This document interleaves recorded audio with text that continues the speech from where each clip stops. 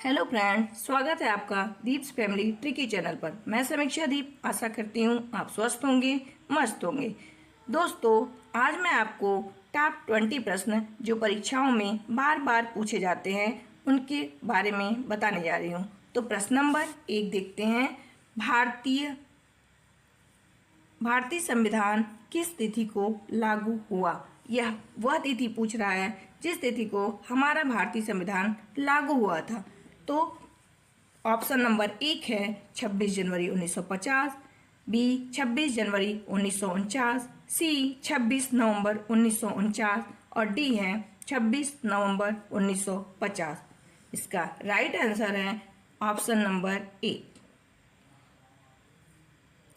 26 जनवरी 1950। देखिए, जैसा कि आप जानते हैं कि संविधान जो लागू हुआ था वो 26 जनवरी 1950 को लागू हुआ था, लेकिन हमारा संविधान बनकर जो तैयार हुआ था वो 26 नवंबर 1949 ईस्वी को। लेकिन ये लागू होने की तिथि पूछ रहा है, तो हमारा संविधान लागू हुआ था 26 जनवरी 1950 को।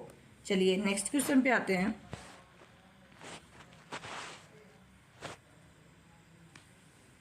क्वेश्चन नंबर 2 है, भारत का संविधान बनने में कितना समय लगा?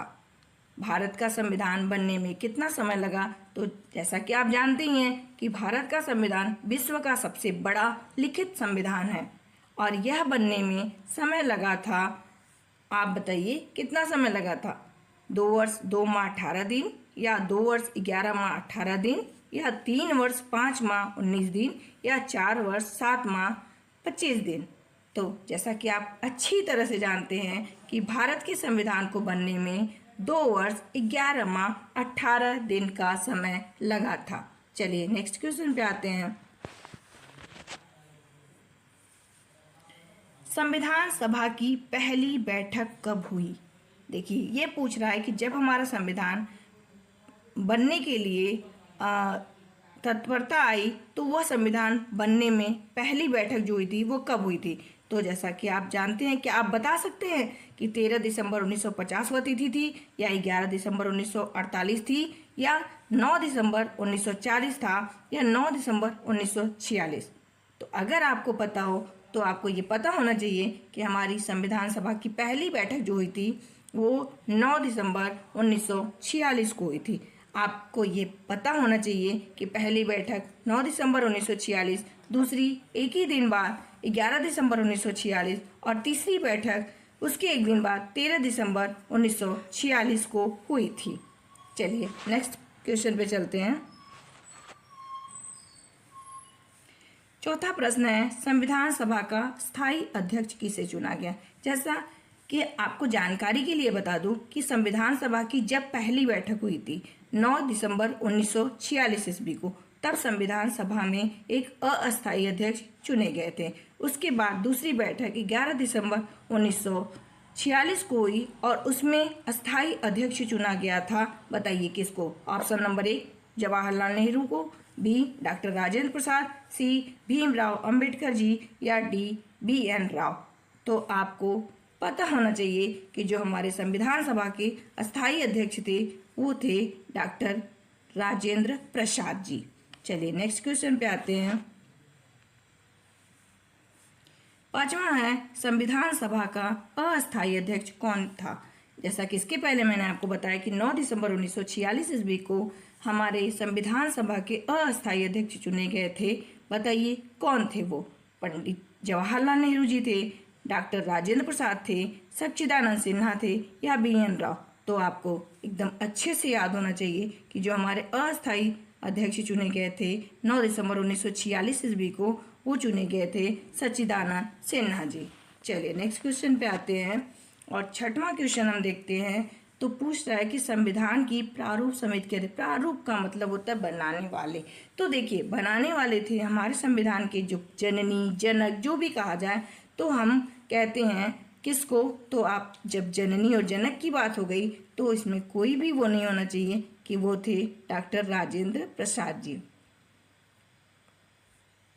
ठीक है, डॉक्टर भीमराव अंबेडकर जी हमारे संविधान सभा की प्रारूप समिति के अध्यक्ष थे डॉक्टर भीमराव अंबेडकर। इन्हें संविधान का पिता, संविधान का जनक, संविधान की जननी भी कहा जाता है और यह प्रारूप समिति के अध्यक्ष थे। चलिए नेक्स्ट क्वेश्चन पे आते हैं। 7वां क्वेश्चन हमारा पूछ रहा है कि भारत की संविधान सभा का संवैधानिक सलाहकार कौन था। तो संविधान सभा का संवैधानिक सलाहकार कौन थे बताइए। डॉक्टर राजेंद्र प्रसाद थे, बी जवाहरलाल नेहरू, सी भीमराव अंबेडकर और डी BN राव। तो आपको पता होना चाहिए कि इसका डी ऑप्शन सही है। BN राव जी हमारे संविधान सभा के संवैधानिक सलाहकार थे। चलिए नेक्स्ट क्वेश्चन पे आते हैं। नेक्स्ट क्वेश्चन है 8वां प्रश्न हमसे पूछ रहा है संविधान के अनुच्छेद 1 में भारत को क्या कहा गया है। तो भारत को क्या कहा गया है? क्या भारत को राज्यों का परिसंघ कहा गया है, या भारत को राज्यों का महासंघ कहा गया है, या भारत का परिसंघ कहा गया है? नहीं, भारत को राज्यों का संघ कहा गया है। तो ऑप्शन नंबर डी सही है, भारत को राज्यों का संघ कहा गया है। चलिए नेक्स्ट क्वेश्चन पे आते हैं। क्वेश्चन नंबर 9 है। 9 क्या पूछ रहा है कि भारत के नीति निर्देशक तत्व किसके संविधान से लिए गए। जैसा कि आप जानते हैं हमारे संविधान को कुछ लोगों ने उधार का थैला भी कहा। क्यों? क्योंकि हमारे संविधान को कई देशों के संविधान का अध्ययन करने के बाद इसे बनाया गया है और कुछ कुछ चीज़ें जो हमें जहाँ से पसंद आई वहाँ से उसको रखा भी गया है। तो भारत के नीति निर्देशक तत्व को कहाँ के संविधान से लिया गया है? क्या कनाडा के संविधान से लिया गया है, या आयरलैंड के, अमेरिका के, या जर्मनी के? तो आपको पता होना चाहिए कि हमारे भारत में नीति निर्देशक तत्व संविधान सभा द्वारा आयरलैंड से लिए गए हैं। चलिए नेक्स्ट क्वेश्चन पे आते हैं। क्वेश्चन नंबर 10 बोल रहा है, 10 क्या कह रहा है कि स्वतंत्र भारत के पहले कानून मंत्री कौन थे। बताइए, आप ही बताइए कि पहले कानून मंत्री कौन थे। जवाहरलाल नेहरू, सरदार वल्लभ भाई पटेल, महात्मा गांधी, या भीमराव अंबेडकर। तो अगर आपको पता है तो इसका डी ऑप्शन सही है कि हमारे जो भारत के पहले कानून मंत्री थे, स्वतंत्र भारत के पहले कानून मंत्री, वो भीमराव अंबेडकर जी थे। नेक्स्ट क्वेश्चन देखते हैं। तो नेक्स्ट क्वेश्चन है डॉक्टर भीमराव अंबेडकर ने संविधान की आत्मा किसे कहा। अभी देखिए, अगर हम इसमें 2 प्रश्न होते, कभी कभी हम कंफ्यूज हो जाते। संविधान की आत्मा प्रस्तावना या उद्देशिका को भी कहा गया है पंडित जवाहरलाल नेहरू द्वारा, लेकिन डॉक्टर भीमराव अंबेडकर ने संविधान की आत्मा किसे कहा। तो क्या धार्मिक स्वतंत्रता के अधिकार को कहा, संपत्ति के अधिकार को कहा, संवैधानिक उपचारों का अधिकार, या समानता का अधिकार। तो आपको जानकारी के लिए बता दें कि इसका सी ऑप्शन सही है कि भीमराव अंबेडकर ने संवैधानिक उपचारों का अधिकार को संविधान की आत्मा कहा। नेक्स्ट क्वेश्चन देखते हैं। किस संविधान संशोधन को मिनी संविधान कहते हैं। देखिए, मिनी संविधान इसलिए कहा जाता है इसको क्योंकि इसमें इतना ज़्यादा संशोधन किया गया था कि इसको एक मिनी संविधान कह दिया गया। क्या वह 7वां संविधान संशोधन था, 42वां संविधान संशोधन था, 44वां संविधान संशोधन था, या 52वां संविधान संशोधन था। तो आपको बता दें कि वो 42वां संविधान संशोधन, जिसमें इतना ज़्यादा संशोधन किया गया कि इसको मिनी संविधान का दर्जा दिया गया है। ठीक है, आगे चलते हैं। नेक्स्ट क्वेश्चन पे आते हैं। निम्न में से कौन मौलिक अधिकार नहीं है। समानता का अधिकार एक मौलिक अधिकार है, संपत्ति का अधिकार, शोषण के विरुद्ध अधिकार, या धार्मिक स्वतंत्रता का अधिकार। तो आपको एक ट्रिक के माध्यम से मैं बताऊंगी कि आपके मौलिक अधिकार कितने हैं। ये बाद में मैं आपको अगले वीडियो में बता दूंगी।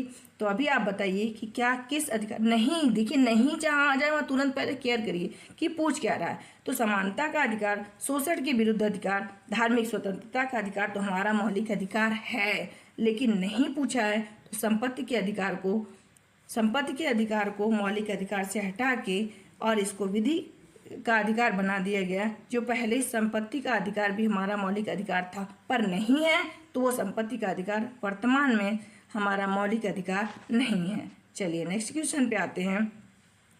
संविधान में मौलिक अधिकार किस देश के संविधान से लिए गए। ऐसा हमने पहले ही बताया कि हमारे संविधान को क्या कहा गया है, तो उधार का थैला कहा गया है। तो मौलिक अधिकार भी हमारे किसी देश से लिए गए हैं, बताइए आप कि वो क्या अमेरिका से लिया गया है, दूसरा इंग्लैंड से, सी कनाडा से, या डी दक्षिण अफ्रीका से। तो आपको पता होना चाहिए अ से अधिकार और अ से अमेरिका, अ से अधिकार और अ से अमेरिका। तो हमारा मौलिक अधिकार अमेरिका से लिया गया है। नेक्स्ट क्वेश्चन पे आते हैं, राष्ट्रपति बनने की कितनी उम्र होनी चाहिए। देखिए ये कम से कम की बात कर रहा है, क्योंकि हमारे संविधान में कहीं भी राष्ट्रपति बनने का मैक्सिमम एज या ज़्यादातर अधिकतम उम्र नहीं पूछा है, ये न्यूनतम उम्र की बात कर रहा है। न्यूनतम मतलब ही होता है कि कम से कम क्या उम्र 18 वर्ष होनी चाहिए राष्ट्रपति बनने के लिए, 21 वर्ष होनी चाहिए, 35 वर्ष होनी चाहिए, या 30 वर्ष। तो आपको पता ही होगा कि राष्ट्रपति बनने की जो न्यूनतम आयु है वो 35 वर्ष होनी चाहिए, कम से कम 35 वर्ष। ज़्यादा से ज़्यादा के लिए संविधान मौन है, ऐसा कुछ भी नहीं कहा गया है कि कितने वर्ष तक राष्ट्रपति बन सकते हैं। चलिए नेक्स्ट क्वेश्चन पे आते हैं।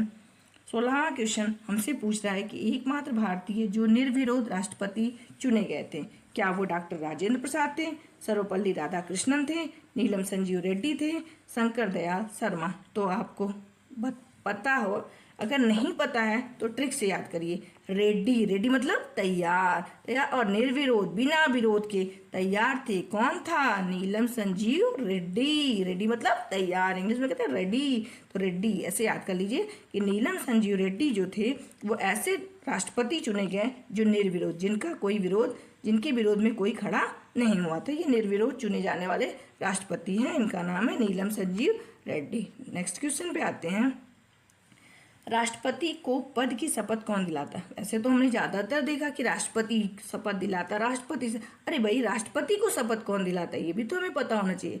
क्या वो लोकसभा का अध्यक्ष होता है, क्या उपराष्ट्रपति होता है, क्या प्रधानमंत्री होता है, कौन होता है, या भारत का मुख्य न्यायाधीश होता है।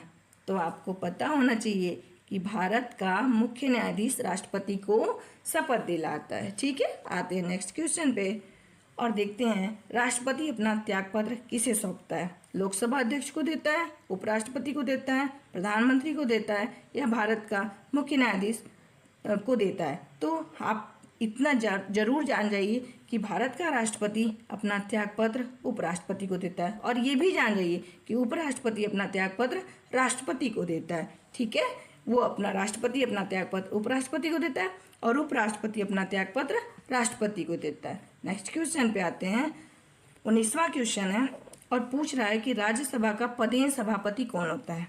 लोकसभा अध्यक्ष, उपराष्ट्रपति, प्रधानमंत्री, या राज्यसभा अध्यक्ष।